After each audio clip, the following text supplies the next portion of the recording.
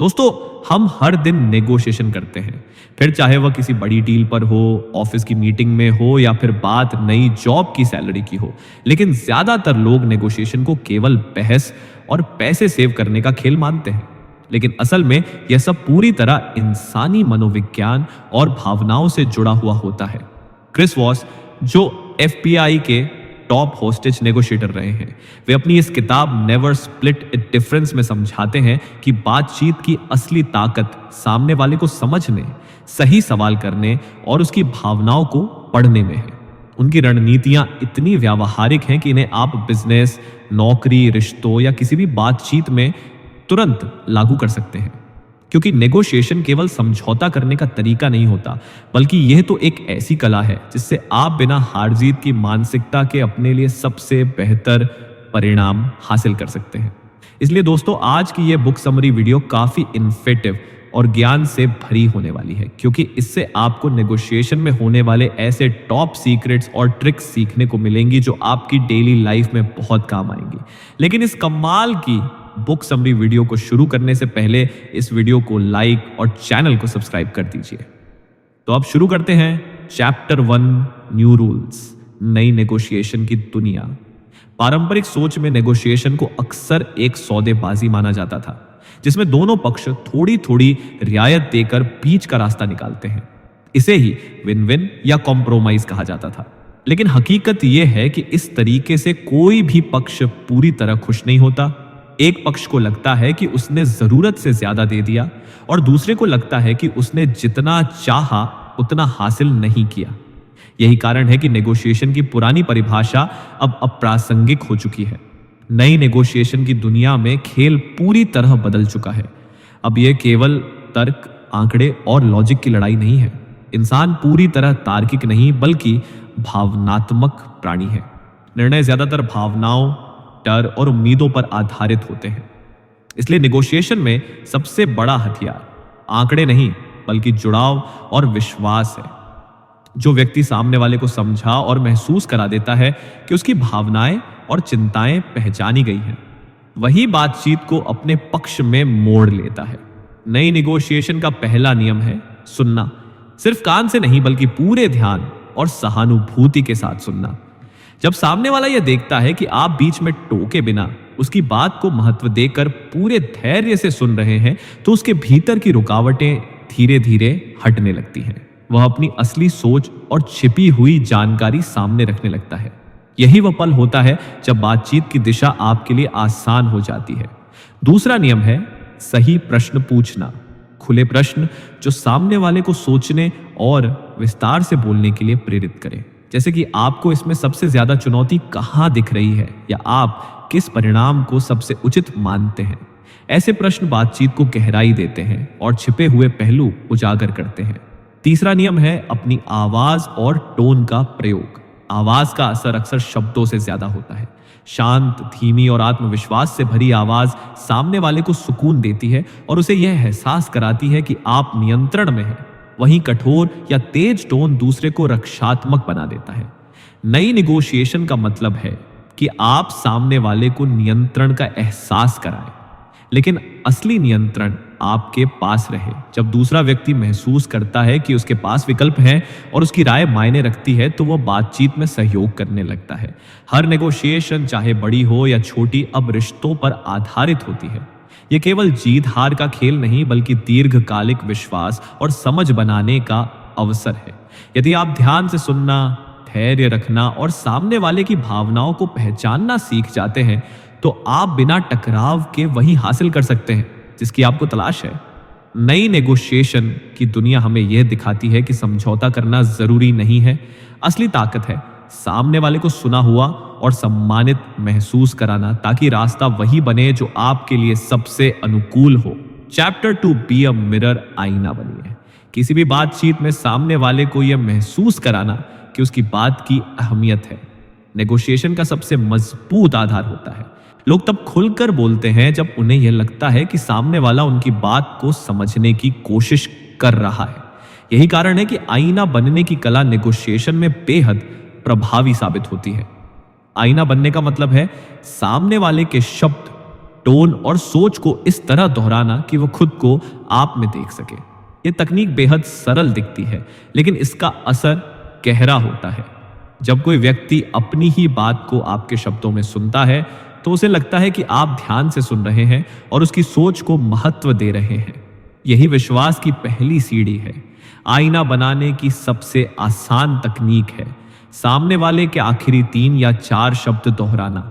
जैसे यदि कोई कहे, यह प्रस्ताव मेरे लिए थोड़ा जोखिम भरा है, तो आप शांति से कह सकते हैं, थोड़ा जोखिम भरा। इस छोटे से दोहराव से सामने वाला आगे विस्तार से बोलना शुरू कर देगा और अधिक जानकारी देगा। धीरे धीरे बातचीत की असली परतें खुलने लगती हैं। आईना केवल शब्दों तक सीमित नहीं है, इसमें आवाज की गति, लहजा और शारीरिक भाषा भी शामिल होती है। यदि सामने वाला धीरे धीरे और सोचकर बोल रहा है तो आप भी उसी गति को अपनाएं। यदि वह उत्साहित होकर बोल रहा है तो आप भी थोड़ी ऊर्जा दिखाएं। जब आपकी लय और उसकी लय मिलती है तो सामने वाला सहज महसूस करता है और आपके साथ जुड़ाव बनाने लगता है। आईना बनने का एक और फायदा यह है कि यह दूसरे व्यक्ति को अपने विचार खुद स्पष्ट करने का मौका देता है। कई बार लोग अपनी ही बातों में उलझे रहते हैं। जब आप उनकी बात दोहराते हैं तो वे सोचने पर मजबूर होते हैं और अक्सर अपनी असली चिंता, असली जरूरत या छिपी हुई जानकारी आपके सामने रख देते हैं। इस तकनीक का सबसे बड़ा रहस्य धैर्य है। शब्द दोहराने के बाद चुप रहना जरूरी है। यह चुप्पी दूसरे को असहज करती है और वह उसे भरने के लिए बोलने लगता है। यह बोलना ही आपको नेगोशिएशन में बढ़त दिलाता है। आईना बनने का मतलब यह नहीं है कि आप सामने वाले से पूरी तरह सहमत हैं। इसका अर्थ है कि आप उसे यह जता रहे हैं कि उसकी बात की अहमियत है और आप उसे ध्यान से सुन रहे हैं। जब सामने वाला इस जुड़ाव को महसूस करता है तो वह आपकी शर्तों को सुनने और समझने के लिए तैयार हो जाता है।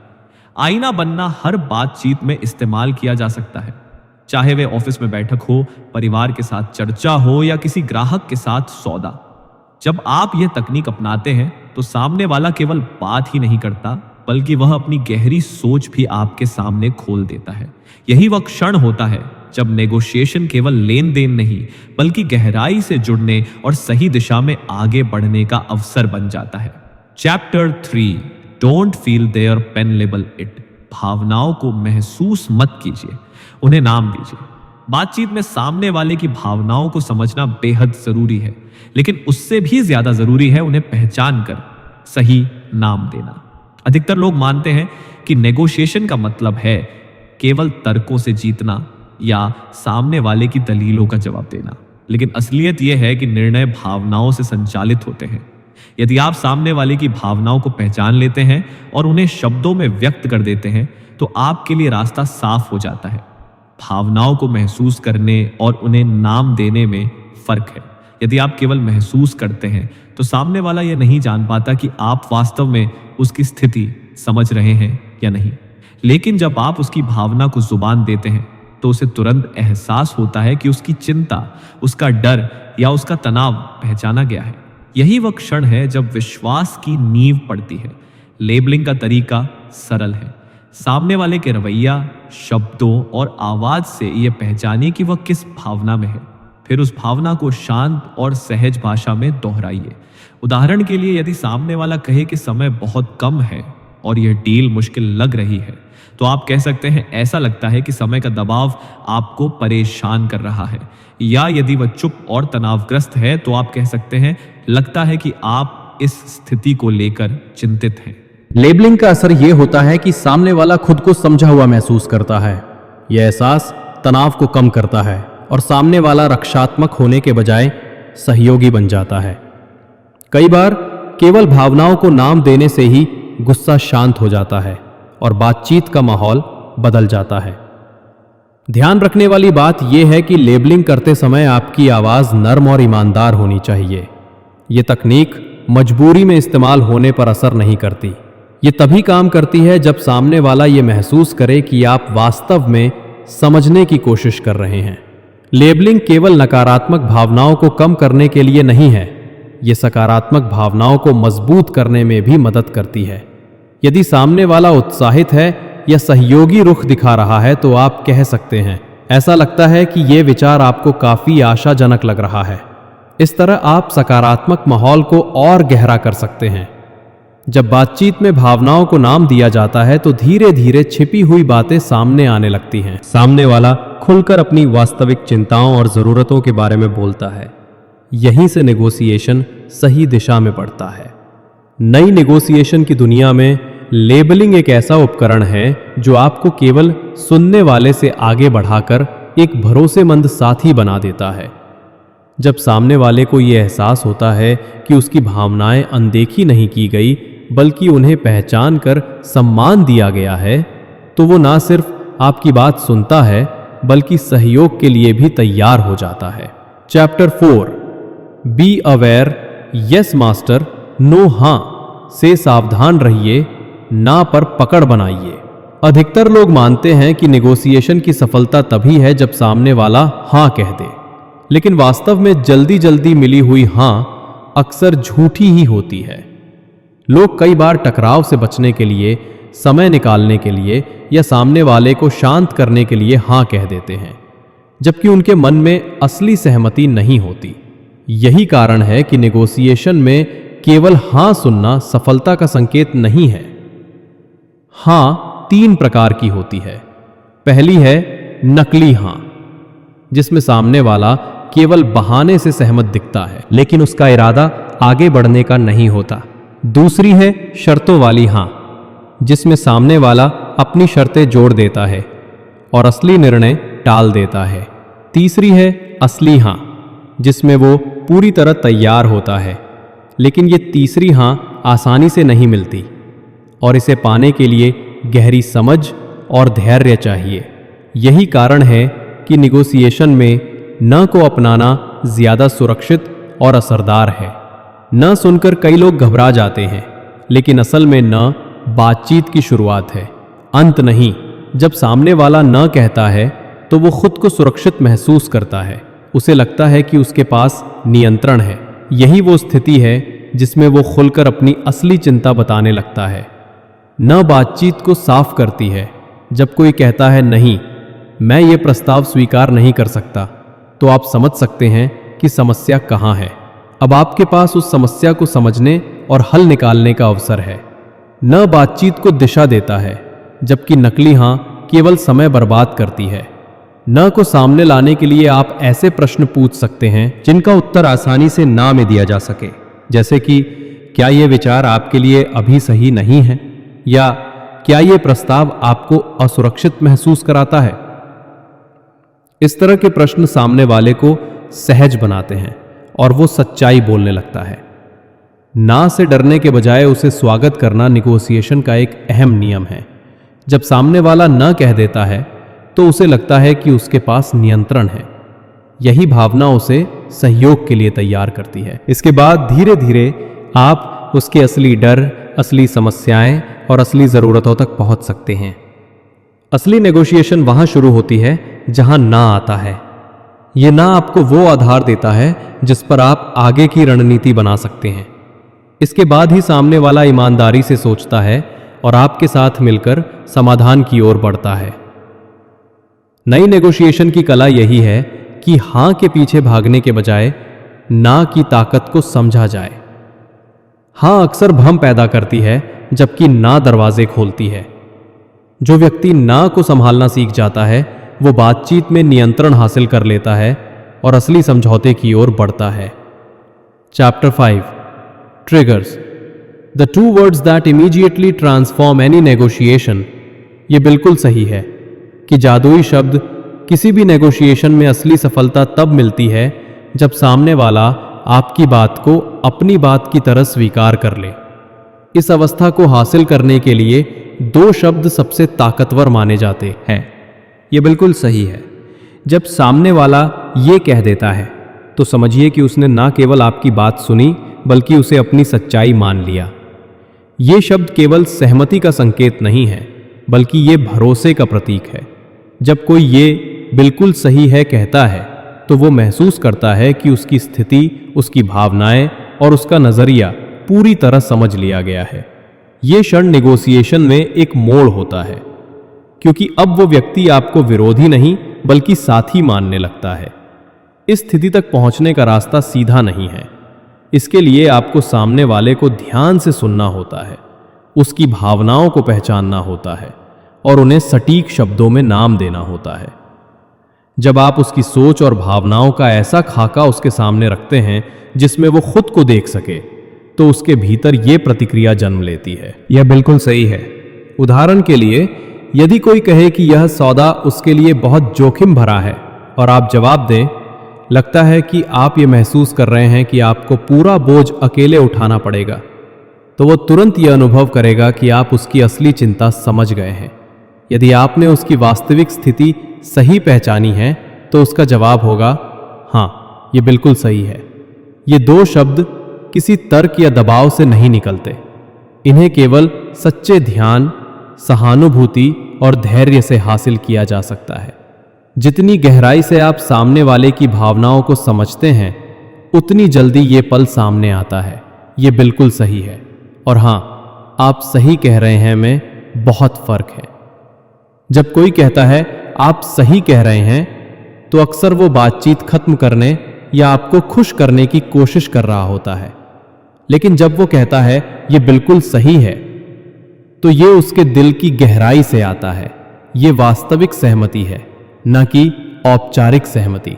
इन शब्दों की शक्ति ये है कि इसके बाद निगोसिएशन आसान हो जाता। अब आप जो भी सुझाव देंगे, उसे सामने वाला अपनी समस्या के समाधान की दिशा में देखेगा।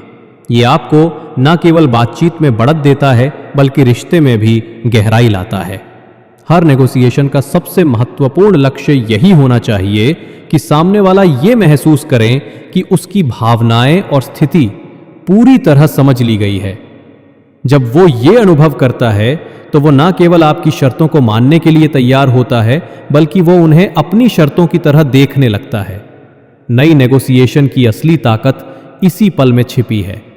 जब आप सामने वाले से ये सुन लेते हैं कि ये बिल्कुल सही है, तो समझिए आपने बातचीत को अपने पक्ष में मोड़ लिया है और असली समझौते की ओर बढ़ रहे हैं। Chapter 6, bend their reality. दूसरे की हकीकत को शेप करना। हर नेगोशिएशन में सच का मतलब सिर्फ तथ्य नहीं होता, बल्कि सामने वाला उसे किस तरह देखता और महसूस करता है, वही उसकी हकीकत बन जाता है। यही कारण है कि बातचीत में असली जीत इस बात पर निर्भर है, ऐसी रियायतें देते हैं जो आपके लिए ज्यादा महत्वपूर्ण नहीं है, लेकिन सामने वाले को बड़ी लगती है, तो वो ये महसूस करता है कि आपने उसके लिए त्याग किया है। इससे उसके मन में कर्ज की भावना आती है और वो आपकी शर्तें मानने के लिए तैयार हो जाता है। हकीकत को शेप करने में समय और माहौल भी भूमिका निभाते हैं। यदि बातचीत ऐसे समय हो जब सामने वाला थका हुआ हो या दबाव में हो, तो वो जल्दी मान जाएगा। वहीं यदि माहौल सकारात्मक और भरोसेमंद है, तो सामने वाला आपको साथी की तरह देखेगा और आपके सुझाव को स्वीकार करने लगेगा। याद रखिए कि हकीकत अक्सर परसेप्शन से बनी होती है। जब आप शांत आवाज में सटीक शब्दों के साथ सही उदाहरण देते हैं, तो सामने वाला उस तस्वीर को देखने लगता है जो आप उसके सामने पेश कर रहे हैं। धीरे धीरे उसकी असली हकीकत आपकी बनाई हुई हकीकत में बदल जाती है। निगोशिएशन का असली खेल यही है। यदि आप केवल अपनी शर्तें थोपते हैं, तो सामने वाला विरोध करेगा, लेकिन यदि आप उसकी हकीकत को इस तरह शेप करते हैं कि आपका प्रस्ताव उसे सबसे उचित और सुरक्षित लगे, तो वो खुद उसे मान लेगा। दूसरे की हकीकत को शेप करना किसी को धोखा देना नहीं है। ये बातचीत को उस दिशा में ले जाना है जहां दोनों पक्षों को लगे कि समाधान उनके लिए सबसे अच्छा है। जब सामने वाले की नज़र में आपकी शर्तें ही सबसे सुरक्षित और तार्किक विकल्प बन जाती है, तो निगोशिएशन अपने आप आपके पक्ष में आ जाता है। Chapter 7, create the illusion of control. नियंत्रण का भ्रम पैदा करना। निगोशिएशन में सबसे बड़ी गलती तब होती है जब कोई व्यक्ति सामने वाले पर अपनी शर्तें थोपने की कोशिश करता है।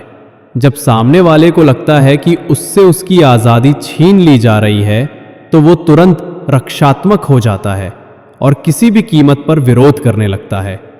यही कारण है कि बातचीत का असली कौशल सामने वाले को यह महसूस कराना है कि नियंत्रण उसी के पास है, जबकि असल दिशा आप तय कर रहे होते हैं। नियंत्रण का भ्रम पैदा करने का सबसे प्रभावी तरीका है कैलिब्रेटेड क्वेश्चंस, यानी ऐसे प्रश्न जो सीधे जवाब नहीं मांगते बल्कि सामने वाले को सोचने और बोलने पर मजबूर करते हैं। ये प्रश्न सामने वाले को विकल्प और जिम्मेदारी का एहसास कराते हैं, जैसे हम इस समस्या का हल कैसे निकाल सकते हैं, या आपके हिसाब से इसे सफल बनाने का सबसे अच्छा तरीका क्या हो सकता है।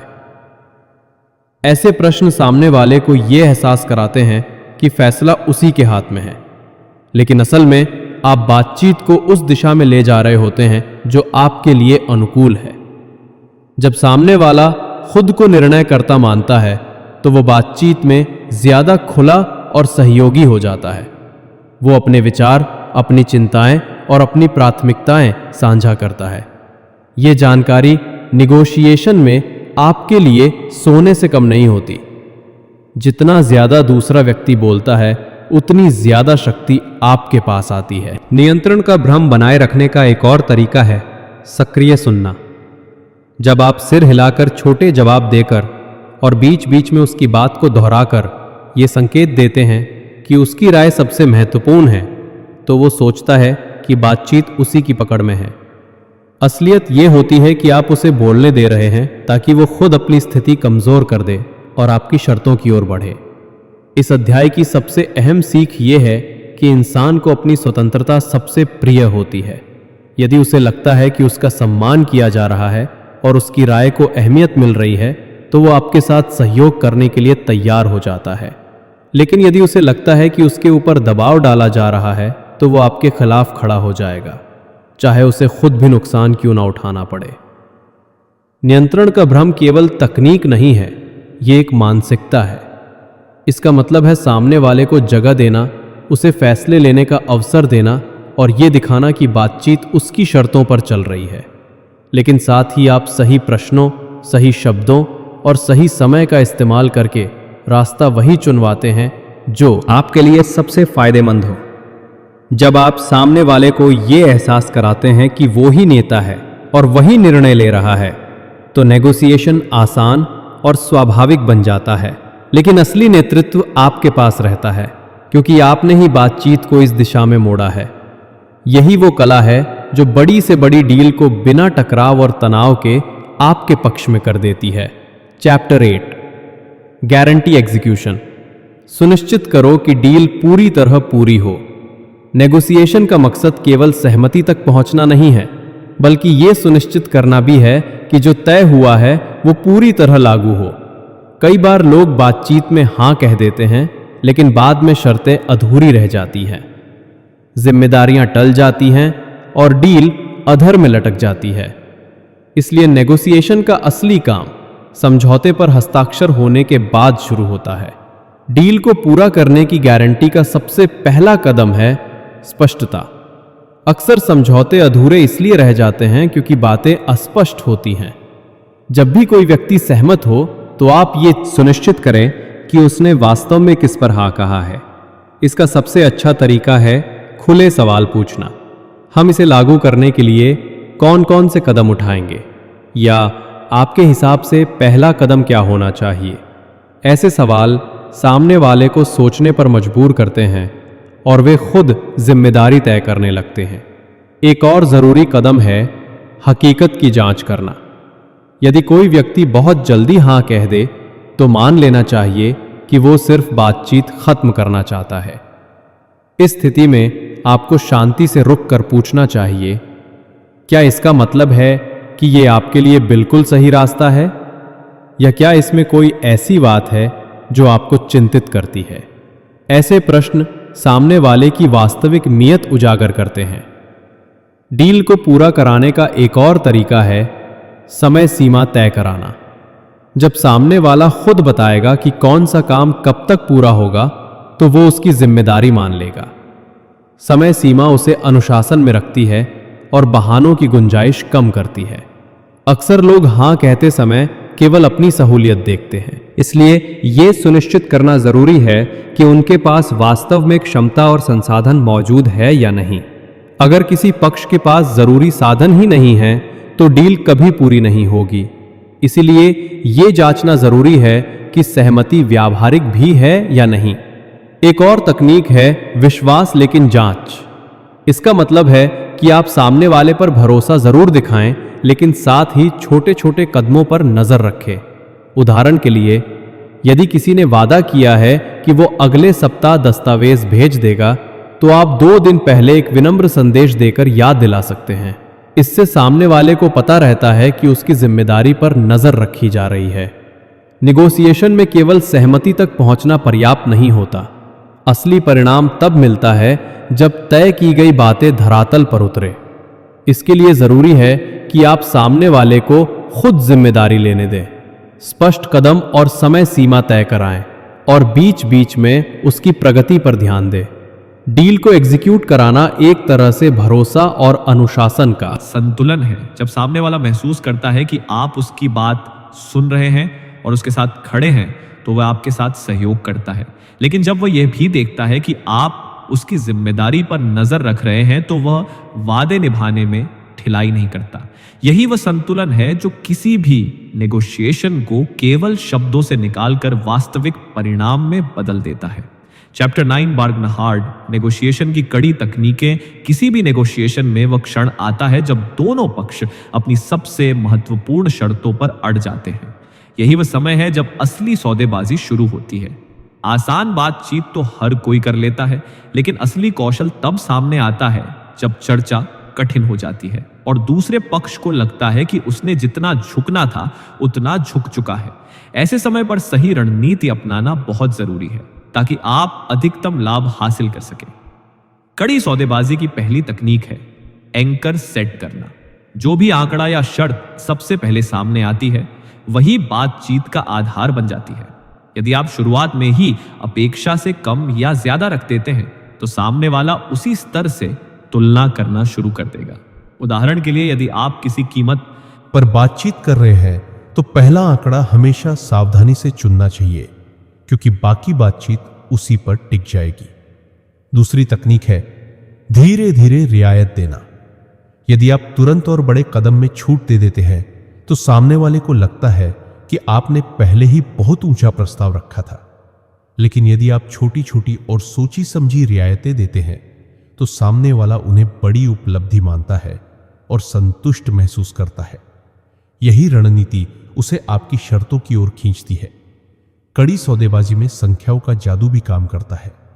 सामान्य या गोल आंकड़े जैसे 100 या 50 आसानी से अस्वीकार किए जा सकते हैं, लेकिन यदि आप 88 या 93 जैसे अजीब संख्याएं रखते हैं, तो सामने वाले को लगता है कि आपने गहराई से सोचकर यह प्रस्ताव रखा है।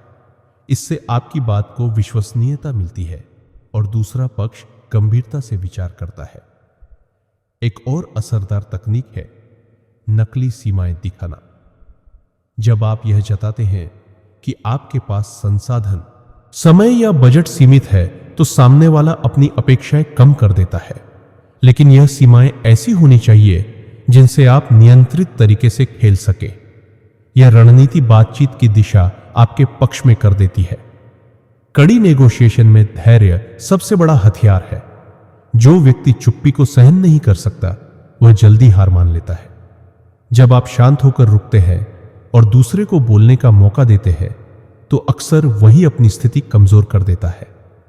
इस मौन को हथियार की तरह इस्तेमाल करना सीखिए। एक प्रसिद्ध पद्धति है एकरमेंट बार्गेनिंग मेथड। इसमें आप अपने लक्ष्य से काफी नीचे से शुरुआत करते हैं, फिर 3 बार छोटी छोटी बढ़ोतरी करते हैं और अंत में एक अजीब संख्या पर ठहर जाते हैं। बीच बीच में आप छोटी रियायतें भी जोड़ते हैं ताकि सामने वाला यह महसूस करे कि उसने जीत हासिल की है। कड़ी सौदेबाजी का अर्थ कठोर होना नहीं है, बल्कि रणनीतिक होना है। इसमें आप सामने वाले को सम्मानित महसूस कराते हुए बातचीत को इस तरह मोड़ते हैं कि अंतिम परिणाम आपके लिए सबसे अनुकूल हो। जब आप छोटे छोटे कदमों, अजीब संख्याओं, सीमित संसाधनों और धैर्य का संतुलित इस्तेमाल करते हैं, तो आप बिना तनाव और विवाद के वह हासिल कर लेते हैं जो आप चाहते हैं। नेगोशिएशन की असली ताकत इसी में है कि आप सामने वाले को यह महसूस कराएं कि उसने जीत हासिल की है, जबकि वास्तविक लाभ आपके पक्ष में हो। यही कड़ी सौदेबाजी की कला है, जिसमें जीत आपके पास आती है लेकिन सम्मान दोनों का बना रहता है। Chapter 10, find a black sworn. छिपी हुई गेम बदलने वाली जानकारी खोजो। हर नेगोशिएशन में कुछ ऐसी बातें होती हैं जो सतह पर दिखाई नहीं देती, लेकिन वही पूरे सौदे की दिशा बदल देती है। इन छिपी हुई सच्चाइयों को ही ब्लैक स्वॉन कहा जाता है। यह जानकारी अक्सर मामूली लगती है, लेकिन जब सामने आती है तो पूरे खेल को पलट देती है। एक छोटी सी जानकारी कीमत, समय, सीमा या शर्तों को पूरी तरह से बदल सकती है। ब्लैक स्वॉन खोजने का पहला कदम है यह मानना कि ऐसी कोई जानकारी जरूर मौजूद है जिसे आप अभी तक नहीं जानते।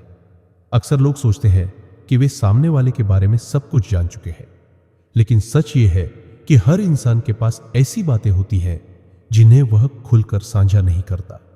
जब तक आप इस संभावना के लिए खुले नहीं रहते, तब तक वह जानकारी कभी सामने नहीं आती।